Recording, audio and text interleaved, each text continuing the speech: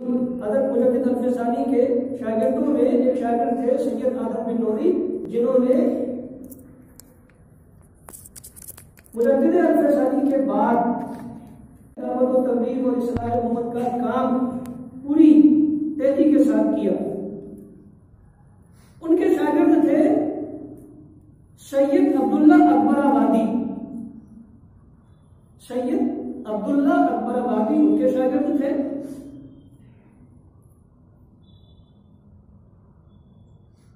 ان کے بعد ان کے شاگرد تھے سید عبداللہ اکبر آبادی کے شاگرد تھے شاہ عبد الرحیم فاروقی، جو شاہ ولی اللہ محدث دہلوی کے والد بزرگوار ہیں۔ تو وہ کہ یہ جو سلسلہ ہے اصلاح کا، تبلیغ کا، تجدید کا، یہ حضرت مجدد الفسانی سے چلتا ہوا شاہ ولی اللہ محدث دہلوی تک آیا۔ پھر شاہ ولی اللہ محدث دہلوی کے صاحبزادے ہیں شاہ عبد العزیز محدث دہلوی،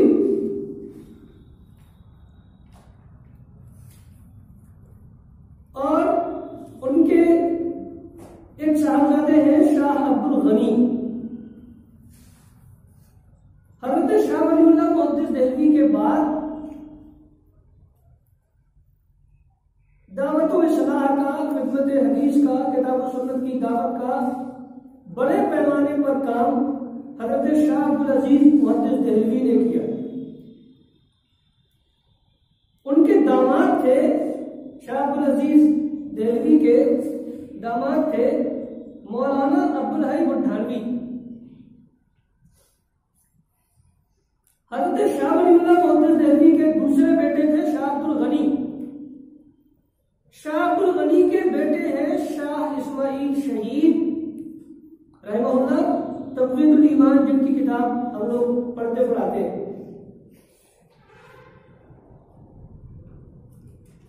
شاہ عبد العزیز محدث دہلوی کے فیض یافتگان میں اور آپ کے شاگردان میں سے ایک جو سب سے زیادہ قابل ذکر شاگرد آپ کے ہوئے سید احمد شہید رائے بریلوی۔ تو آج کا جو محاضرہ ہے وہ شاہ ولی اللہ محدث دہلوی کے صاحبزادے شاہ عبد العزیز محدث دہلوی کے شاگرد خاص سید احمد شہید اور شاہ ولی اللہ محدث دہلوی کے پوتے شاہ اسماعیل شہید اور ان کے ساتھ مولانا عبدالحی بٹھانوی وغیرہ کا رحمہ اللہ اجمعین۔ یہ ایک تسلسل میں نے آپ کو دعوت و تبلیغ کا اور تجدید کا ایک تسلسل آپ کو بتایا۔ اس کے بعد میں اس سے پہلے یاد کیا گیا تھا کہ سید احمد شہید رحمہ اللہ کے فیض یافتگان میں حضرت مولانا شیخ القل فی القل، حضرت مولانا سید نذیر حسین محدث دہلوی اور محدث دور نواب صدیق حسن خان بھوپالی رحمہ اللہ اجمعین بھی ہے۔ تو یہ سلسلہ جو ہے وہ آگے چلے گا۔ آگے کا محاضرہ جو اگلی جمعرات کا ہے وہ حضرت شیخ القل سید نذیر حسین محدث دہلوی رحمہ اللہ کے بارے میں۔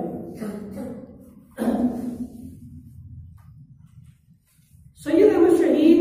رائے بریلوی، لکھنؤ کے پاس رائے بریلی ہے، وہاں ان کی ولادت ہوئی تھی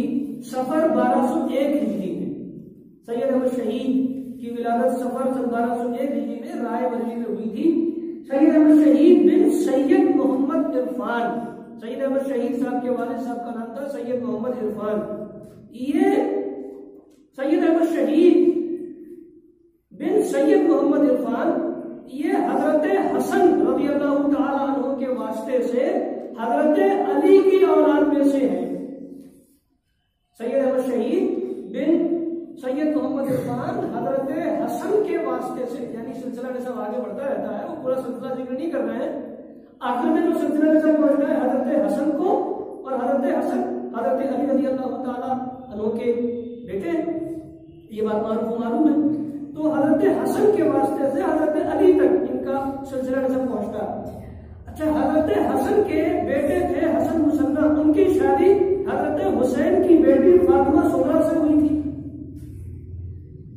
اس لیے اس خاندان کو حسنی حسینی کہا جاتا ہے۔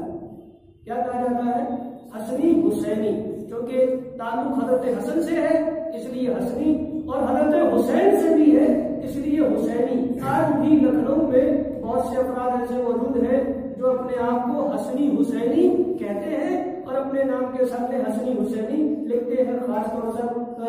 پر لکھنؤ میں موجود کئی سارے افراد۔ تو بہرحال یہ حضرت سید احمد شہید کے خاندان کو حضرت حسن کی نسبت سے حسنی اور حضرت حسین کی نسبت سے حسینی، اور دونوں کو ملا کر حسنی حسینی کہا جاتا ہے۔ حضرت سید احمد شہید کی ولادت آپ کو بتائی گئی کہ 1201 ہجری میں ہوئی تھی رائے بریلی میں۔ شروعاتی زمانے میں حضرت سید احمد شہید صاحب کو جو قرآن مجید ناظرہ وغیرہ ہے وہ کرایا گیا، انہوں نے قرآن مجید ناظرہ پڑھا، ابتدائی تعلیم حاصل کی، لیکن زیادہ آپ کو تعلیم سے شغف نہ تھا۔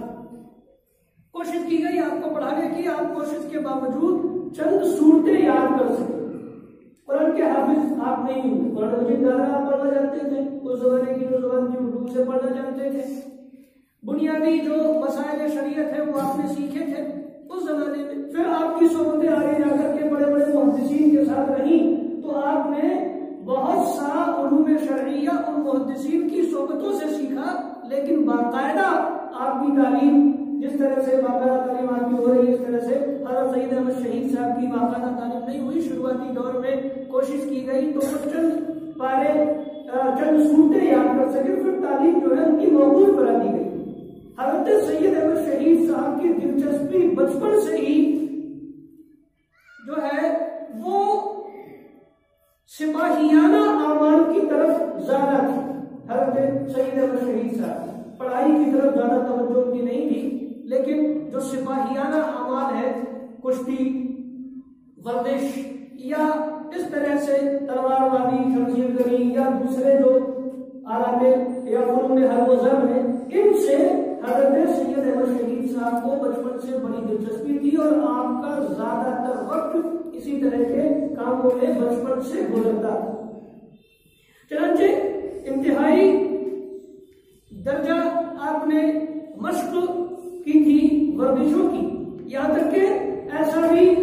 لکھا گیا ہے آپ کی تاریخوں میں کہ ایک بار میں آپ 500 ڈن بیٹھک لگا دیا کرتے تھے، اور 30 سیر کا،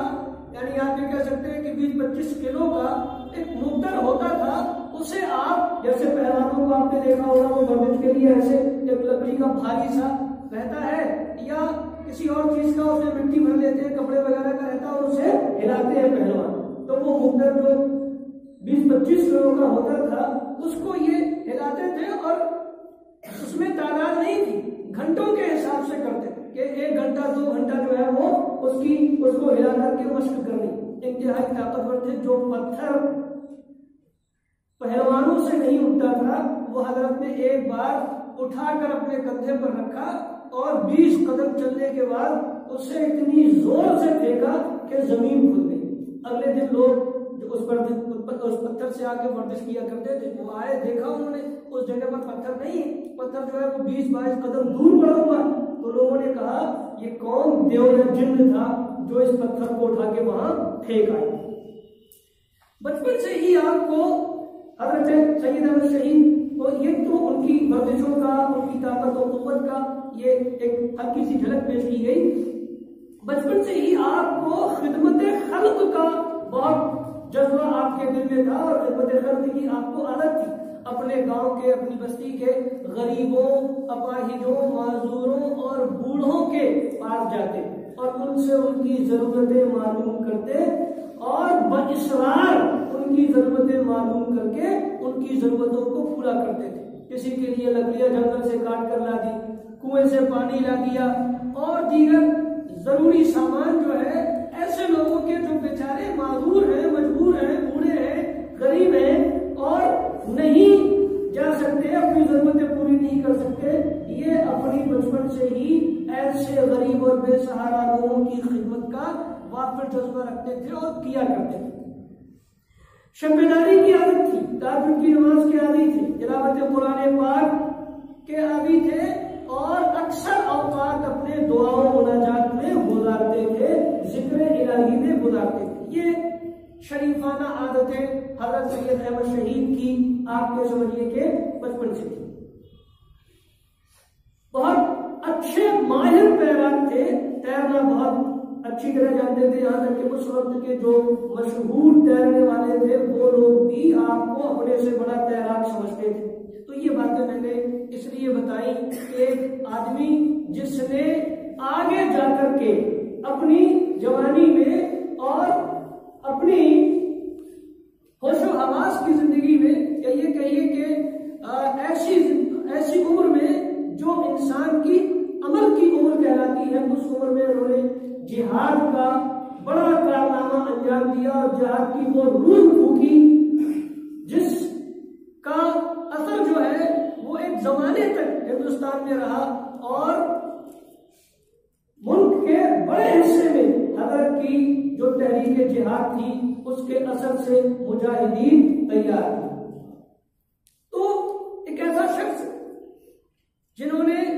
انگریزوں کے خلاف، سکھوں کے خلاف، مسلمانوں پر مظالم ڈھانے والے انگریزوں اور سکھوں کے خلاف اعلان جنگ کیا، عزم جہاد بلند کیا، اور ایک بڑی جماعت تیار کی مجاہدین کی، اور اس کے ساتھ ساتھ لوگوں کی اصلاح عمل کا، اصلاح عقائد کا کام کیا۔ ان کے جو کردار تھا یا جو ان کی مشغولیات تھی بچپن سے وہ کس طرح کی تھیں، اس کو جاننا بھی ضروری ہے تاکہ یہ سمجھ میں آئے کہ جو لوگ تاریخ ساز ہوتے ہیں وہ اپنے اوقات کس طرح گزارتے ہیں۔ حضرت سید احمد شہید نے اپنے اوقات لایعنی امور میں صرف نہیں کیے۔ اللہ رب العالمین کو جو کام ان سے لینا تھا اسی طرح کی مشغولیات میں انہوں نے اپنے وقت کو خرچ کیا، عبادتوں میں خرچ کیا،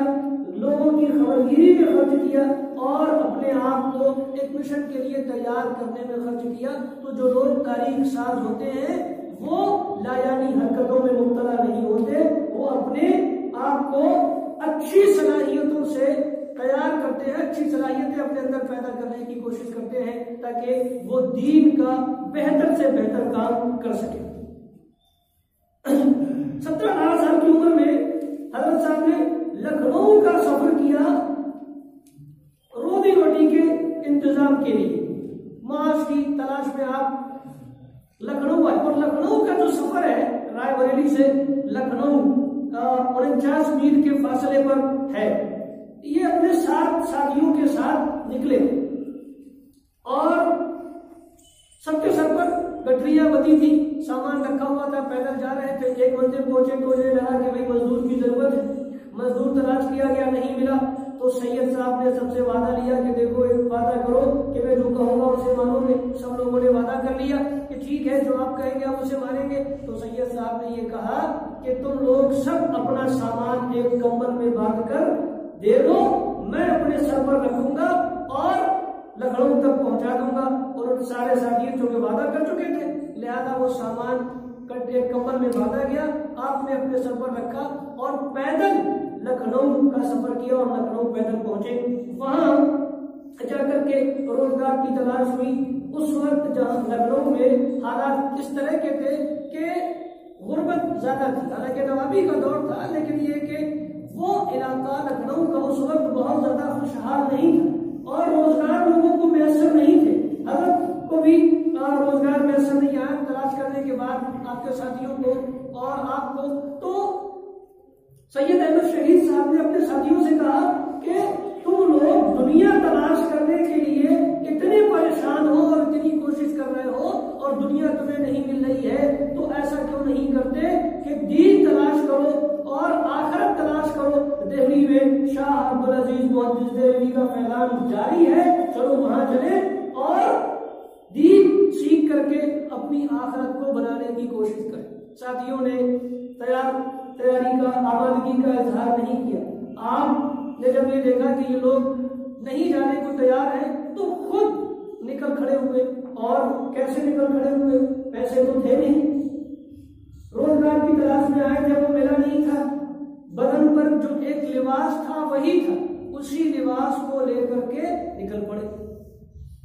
اور محمدی کے جنگلات سے گزر ہوا. اس وقت وہ جنگل جو ہے ریچھوں، بھالوؤں اور شیروں اور ہاتھیوں کے لیے بہت مشہور تھا، اور ہر میل پر اس راہ سے گزرنے والا آدمی، اس راہ سے لوگ گزرتے تھے تو میل 2 میل پر کسی نہ کسی آدمی کے جانوروں کے ذریعہ اٹھائے جانے اور پھاڑ کھائے جانے کی وارداتیں ہوتی رہتی ہیں.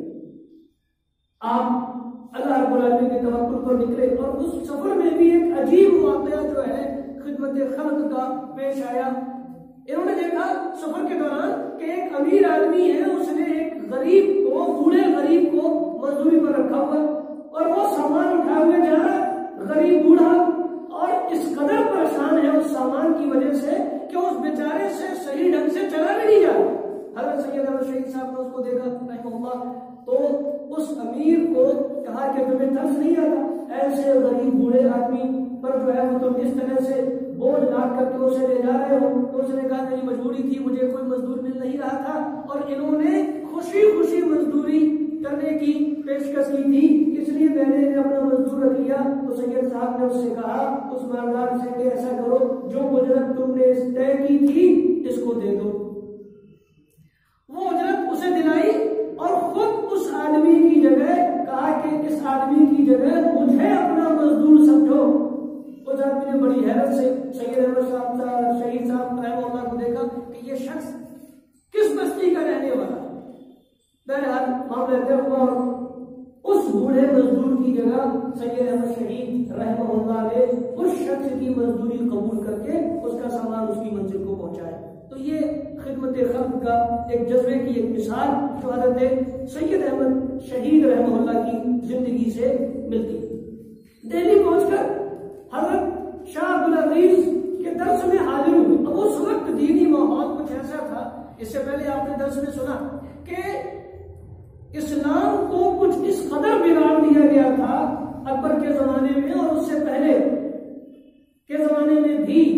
ان لوگوں نے بھی جو دین کے علمبردار کہے جاتے تھے، یہاں پر خانقاہیں تھی، صوفیہ تھے، اور ان کو دین کا علمبردار سمجھا جاتا تھا، لیکن دوسروں کے ساتھ خود ان لوگوں نے ہی دین کی شکل کو اس حد تک بگاڑ دیا تھا کہ اصلی اسلام کو پہچاننا مشکل ہو گیا تھا. پھر جب حضرت مجدد عرب ثانی نے اصلاح کی کوششیں کی، شاہ ولی اللہ محدث دہلوی نے اصلاح کی کوششیں کی، تو ان کی اصلاحی کوششوں کے باوجود اسلام اپنی نتھری ہوئی صاف ستھری شکل میں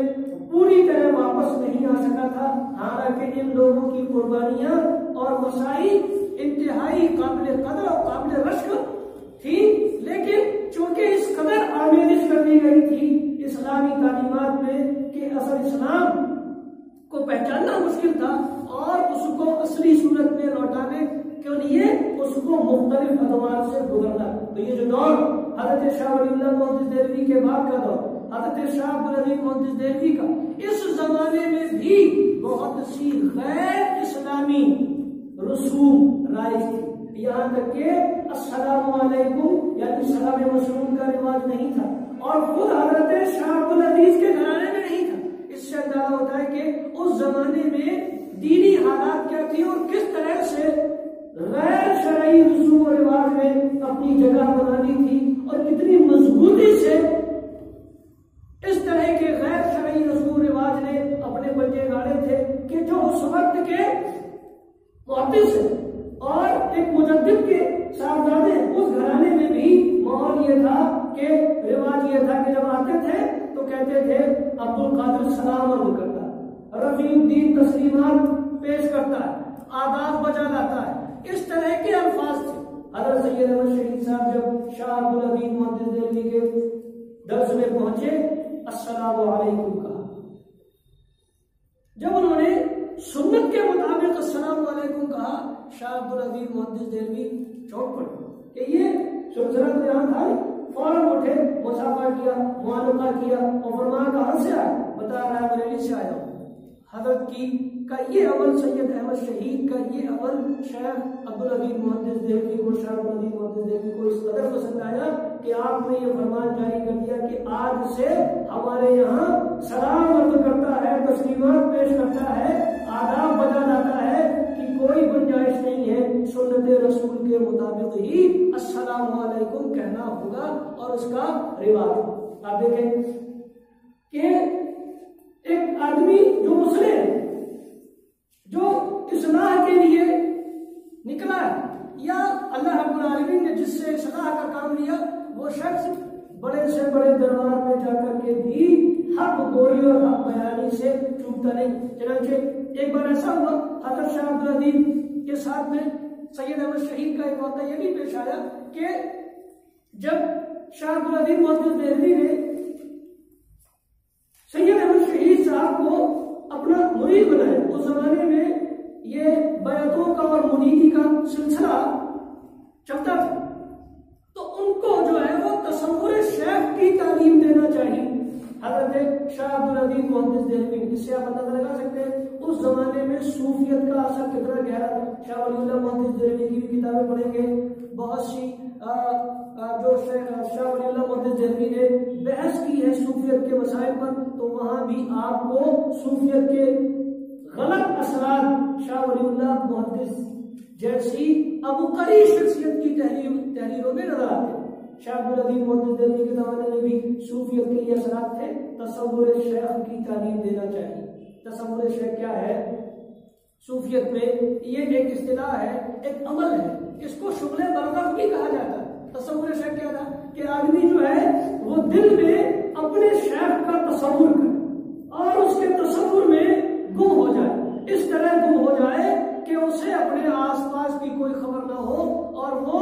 اپنے دل میں اپنے تصور میں یہ سوچے کہ وہ اپنے شیخ کی بارگاہ میں ہے، شیخ کے حضور حاضر ہے، اور تعظیم ان کی بجا لائے اور ان سے فیضان حاصل کرے۔ یہ تصور شیخ۔ جب شاہ عبدالعزیز محدث دہلوی نے سید احمد شہید رائے بریلوی کو تصور شیخ کی تعلیم دینا چاہیے، انہوں نے اعتراض کی سید احمد شہید صاحب نے کہ حضرت یہ بتائیے کہ اس میں اور بت پرستی میں کیا فرق ہے؟ شاہ عبدالعزیز محدث جیسا آدمی انہوں نے دیکھا کیا کہہ رہا ہے، فرمایا حضرت اس میں اور بت پرستی میں کیا فرق ہے؟ کہا کیسے؟ فرمایا بت پرستی میں تصویر ظاہری ہوتی ہے کہ جو لوگ مورتیوں کی عبادت کر رہے ہیں، پوج رہے ہیں، ان کی تعظیم بجا لاتے ہیں، ان کے سامنے تصویر کیا ہے؟ مورت ظاہری ہے، اور تصور شیخ میں صورت خیالی ہے، لیکن بہرحال ایک صورت ہے جس کی تعظیم بجا لائی جا رہی ہے اور جس سے جو ہے وہ استفادے اور فیضان طلب کیے جا رہے ہیں۔ ایک آدمی مورتی کے سامنے بیٹھا تو اس کے سامنے بظاہر ایک مورتی جس کی وہ تعظیم بجا لا رہا ہے اور اس سے فیضان طلب کر رہا ہے، اور یہاں کیا ہے؟ جس سے فیضان طلب کیا جا رہا ہے، استغاثہ ہے، جس سے کچھ حاصل کرنے کی کوشش کی جا رہی ہے، اس کی تصویر خیالی ہے، دونوں جگہ تصویر ہے۔ تو یہ بت پرستی سے کس طرح کم ہوا؟ شاہ عبدالعزیز محدث دہلوی نے فارسی کا ایک شعر سنایا تو سید احمد شہید بریلوی نے رائے بریلوی نے کہا کہ حضرت کتاب و سنت سے کوئی دلیل لائیے اور ثابت کریے کہ یہ دونوں الگ الگ چیزیں ہیں تو ٹھیک، ورنہ میں کسی فارسی کے شعر سے اس کو تسلیم کرنے والا نہیں۔ یہ جو ہے اندازہ اس سے ہوتا ہے حق گوئی کا، بے باکی کا، اظہار حق کا، کہ کیسے ہی بڑی جگہ کھڑے ہیں لیکن جو بات حق سمجھتے ہیں، جو بات درست سمجھتے ہیں، اس کا علن اعلان اس کو کہتے ہیں اور اس کی تبلیغ کرتے ہیں۔ تو یہ حضرت سید احمد شہید رحمہ اللہ کا یہ واقعہ، اچھا یہ عجیب تماشا نظر آتا ہے تاریخ میں کہ یہ جو صوفیت کے آثار تھے آگے جا کر کے حضرت سید احمد شہید کی جو زندگی ہے اس میں بھی نظر آتے ہیں، اور جو خرابیاں صوفیت کی ہیں بسا اوقات ان کی زندگی میں بھی اور ان کی سیرت میں بھی سیرت نگاروں نے بعض صوفیانہ خرابیوں کا ذکر کیا ہے، ان پر ہم تفصیل سے گفتگو نہیں کر رہے، وہ ابھی آپ کے مصطفیٰ سے باہر کی چیز ہے۔ پہلے یہ کہ صوفیت کے اثرات انتہائی دورست تھے جن کو بہت بعد میں جا کر کے ختم کیا گیا، اور آج بھی ہے ایک جماعت، آج ہمارے یہاں جماعت حدیث کے نام سے پائی جاتی ہے یا موجود ہے کہ اس میں جو ہے وہ صوفیت کے اثرات نہیں ہیں الحمدللہ، ورنہ آج بھی بہت ساری جماعتوں میں صوفیت کے بد اثرات پائے جاتے ہیں۔ تو یہ دہلی جب آپ آئے تو کچھ دنوں حضرت شاہ عبدالعزیز محدث دہلوی سے بھی آپ نے پڑھا، کچھ کتابیں پڑھی، حضرت نے آپ کو پڑھایا، پھر شاہ عبد القادر کے پاس بھیج دیا، انہوں نے کچھ کتابیں پڑھانے کی کوشش کی، پڑھایا، لیکن یہ وہاں بھی بہت زیادہ باقاعدہ تعلیم حاصل نہیں کر سکے۔ پھر یہ ہوا کہ یہ امیر خان نامی ایک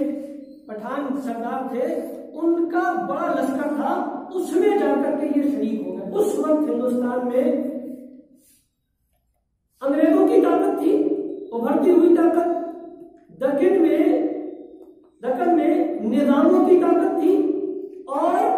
جنوب میں مہاراشٹر وغیرہ میں یہ مرہٹوں کی طاقت تھی، اور مراٹھے اس وقت جو ہے وہ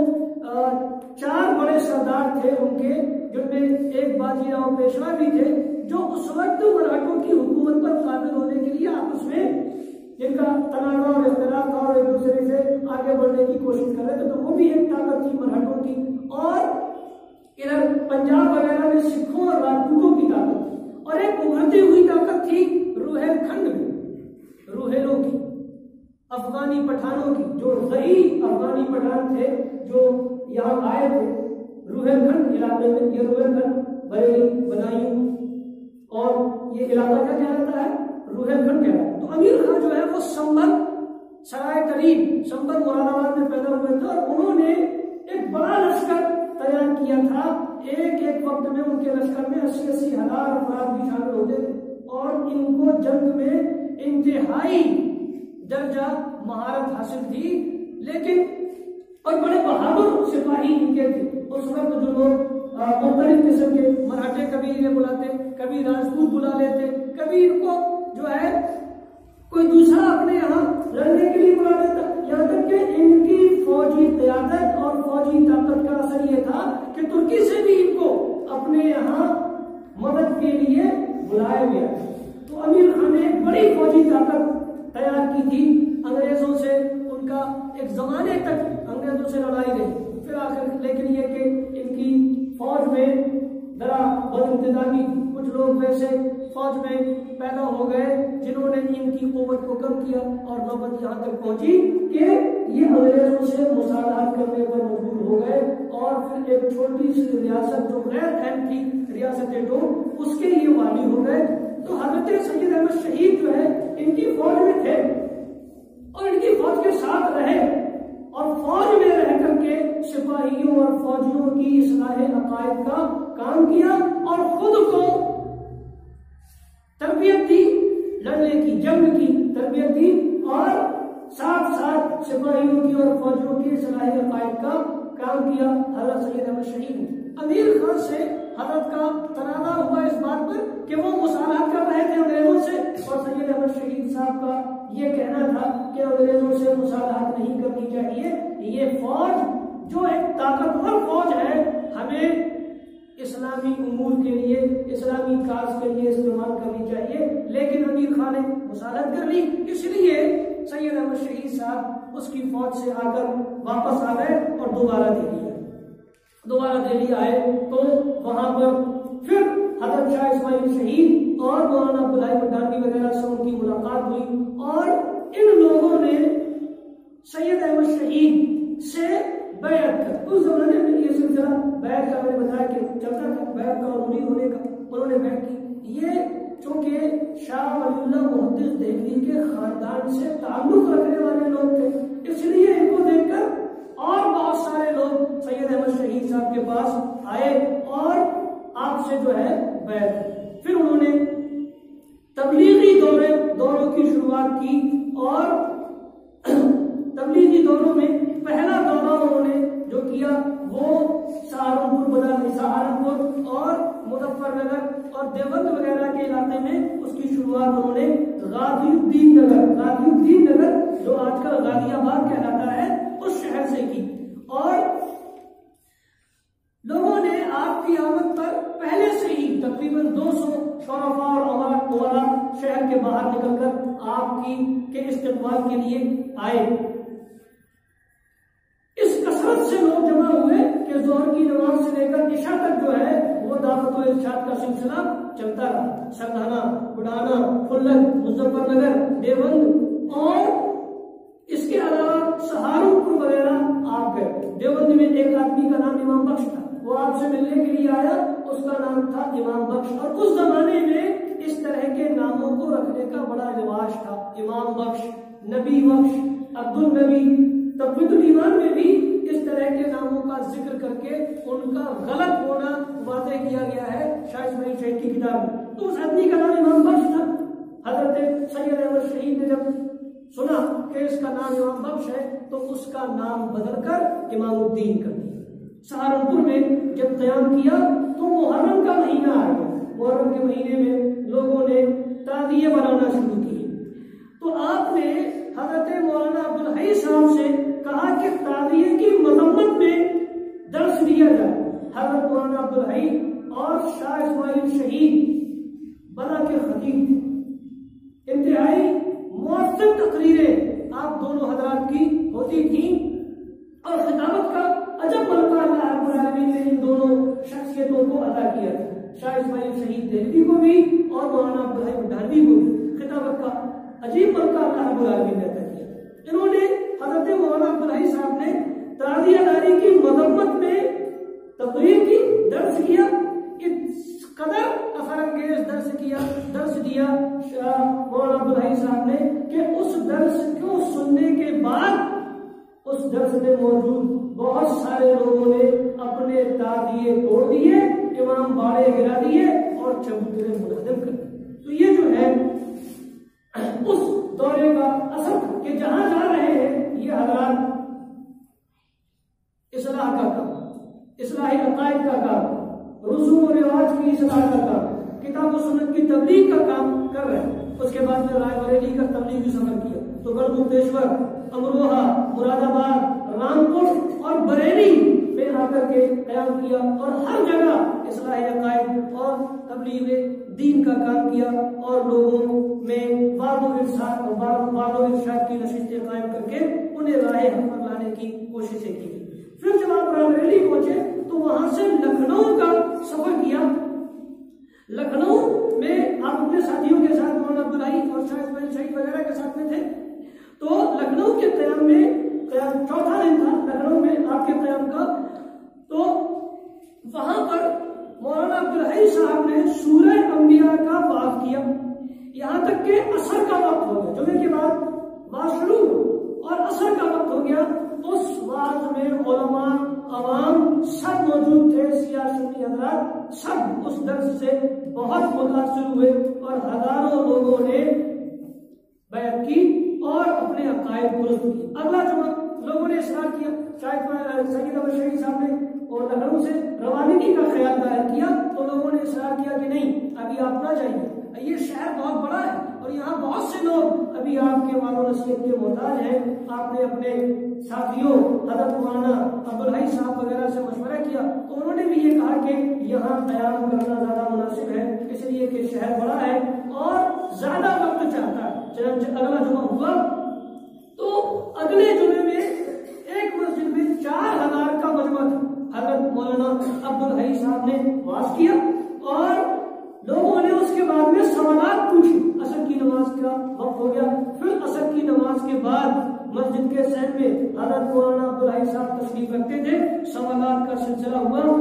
شروع ہوا، جوابات کا سلسلہ، سوال و جواب کا یہ سلسلہ مغرب تک چلا، مغرب بعد پھر نشست قائم ہوئی، یہاں تک کہ عشاء کی نماز ہو گئی۔ آپ اندازہ لگائیں، ایک آدمی مسجد میں بیٹھا ہوا، ظہر سے عصر ہو گئی، عصر سے مغرب اور مغرب سے عشاء، مسلسل لوگ سوال کرتے ہیں، یہ درس سے جواب دیتے ہیں۔ اس قدر بولنا اور اتنی دیر تک لگاتار بولتے رہنا اور اللہ رب العالمین کی، رسول اللہ صلی اللہ علیہ وسلم کی باتیں کرتے رہنا، لوگوں کے سوالات اور اشکالات کے جوابات دیتے رہنا، کس درجہ مجاہدے کا کام ہے اس کا آپ اندازہ لگا سکتے ہیں۔ لیکن جو لوگ ایک مشن لے کر کے نکلے ہو، ایک جنون لے کر کے نکلے ہو، جن کے دماغوں میں سودا سمایا ہو اللہ رب العالمین کے دین کی تبلیغ و ارشاد کا، وہ اسی طرح کے مجاہدانہ کردار کے حامل ہوتے ہیں اور اسی طرح کا مجاہدانہ کردار ان کا ہوتا ہے۔ تو وہ وقت کی یا کسی خطرے کی پرواہ کیے بغیر اپنے اپنے مشن کو جاری رکھتے ہیں۔ اسی لکھنؤ کے قیام کے درمیان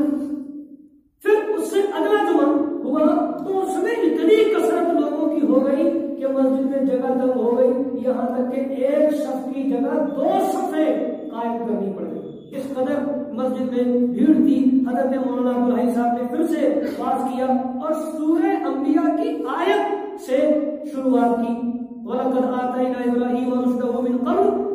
وَكُنَّا بِهِ عَالِمِينَ إِذْ قَالَ لِأَبِيهِ وَقَوْمِهِ مَا هَٰذِهِ التَّمَاثِيلُ الَّتِي أَنتُمْ لَهَا عَاكِفُونَ۔ اس آیت یہ 2 آیات شروع کے درس میں آپ نے پڑھی اور یہاں سے درس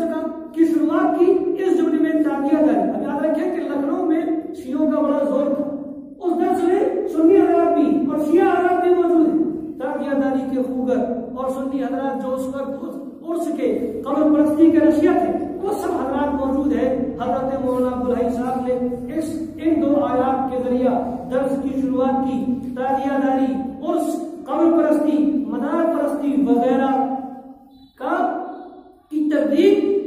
ان 2 آیات کی روشنی میں اور ان کی مابعد آیت کی روشنی میں فرمائی۔ ہزاروں شیعہ سنی حضرات سنتے تھے اور تاریخ نگاروں نے لکھا ہے کہ سینکڑوں افراد، اتنا اثر انگیز بیان تھا حضرت مولانا عبدالحی صاحب کا، اس قدر نقطہ تعمیر اور اثر انگیز کہ مسجد میں موجود سینکڑوں حضرات بآواز بلند ہو رہے تھے۔ تو یہ ان کے درس کا، ان کے واعظ کا عالم تھا۔ جب درس ختم ہوا بہت سارے لوگوں نے یہ کہا، معلوم ہوتا ہے یہ درس، یہ بیان سننے کے بعد کہ آج ہی قرآن نازل ہوا ہے اور ہمیں اس سے پہلے ان آیات کے بارے میں پتہ ہی نہیں تھا۔ پھر آپ نے اسی درس میں آپ نے حضرت لوط علیہ السلام کے تعلق سے جو آیات ہے سورہ انبیاء میں اس کا تذکرہ کر کے جو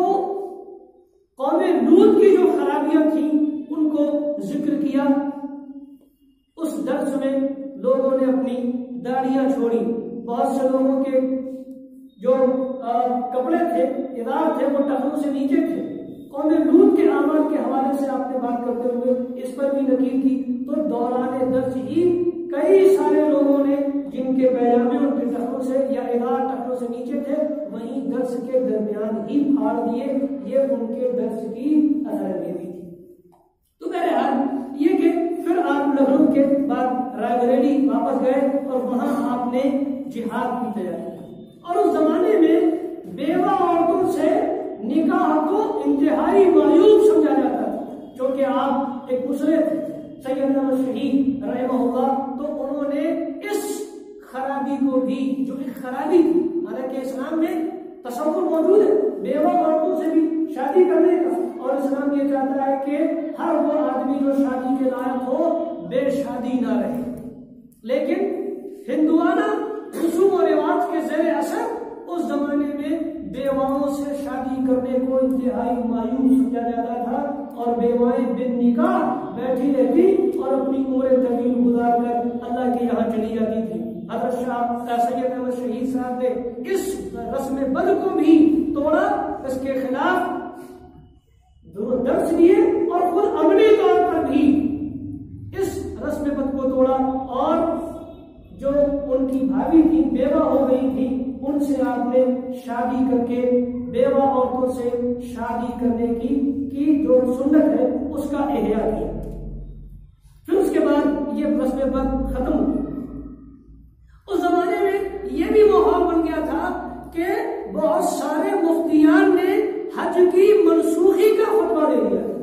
یہ کہ من استطاع الیہ سبیلا کہا گیا ہے، اور اس وقت جو ہے وہ سمندری سفر ہے، جان کا خطرہ ہے، اور اللہ نے فرمایا لا تلقوا بأیدیکم الی التہلکہ، ان جیسی آیات سے استدلال کر کے اس وقت کے بہت سے مفتیان نے حج کی منسوخی کا، اس کے منسوخ ہو جانے کا فتویٰ دے دیا تھا۔ سید احمد شہید صاحب نے ضرورت کو محسوس کیا کہ فریضہ حج کی منسوخی کا جو فتویٰ لوگوں نے دے دیا ہے اور جس کی ادائیگی ہندوستان بھر میں موقوف پڑی ہے، اس رکن اسلام کی ادائیگی کو بھی زندہ کیا جائے اور اس کا احیاء کیا جائے۔ چنانچہ آپ نے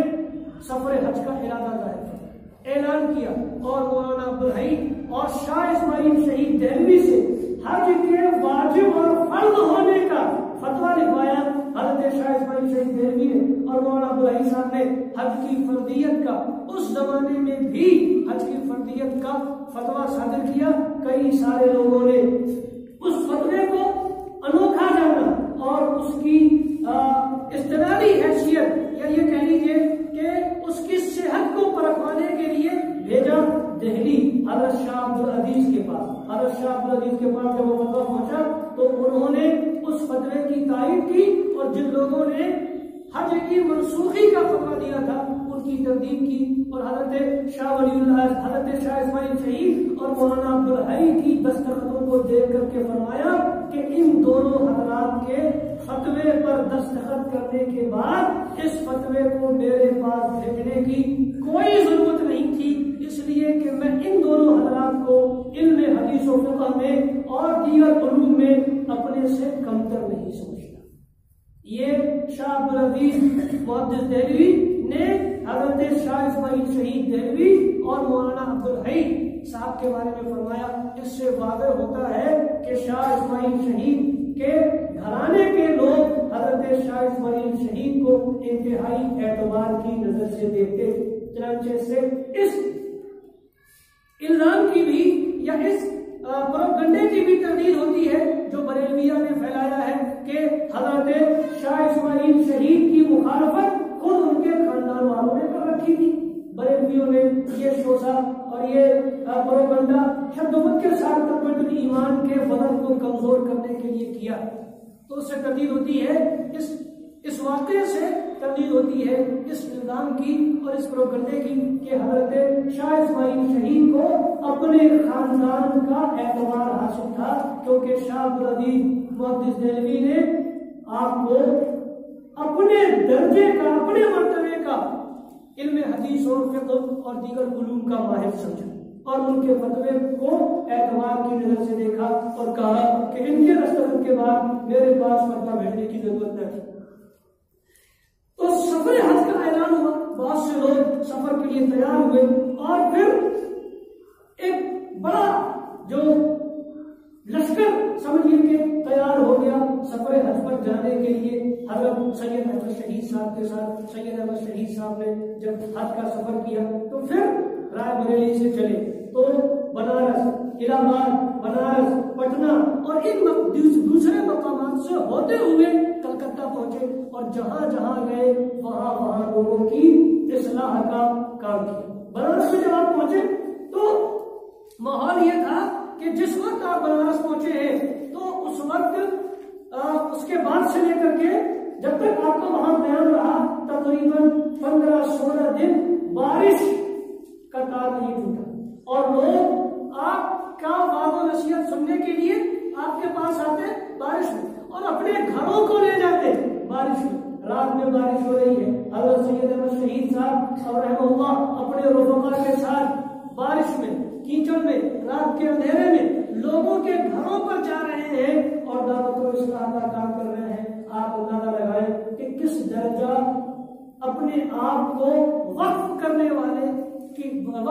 والی شخصیتیں تھیں یہ جنہوں نے اسلام کو زندہ رکھنے کے لیے، اسلام کی تبلیغ و اشاعت کے لیے کس قدر اور کیسی قربانیاں پیش کی. بہرحال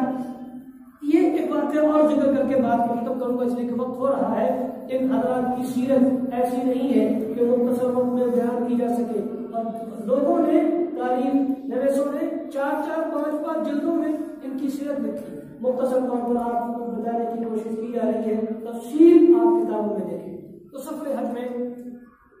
تبت سے کچھ لوگ آئے تھے، آپ کے ساتھ حج کرنا چاہتے تھے.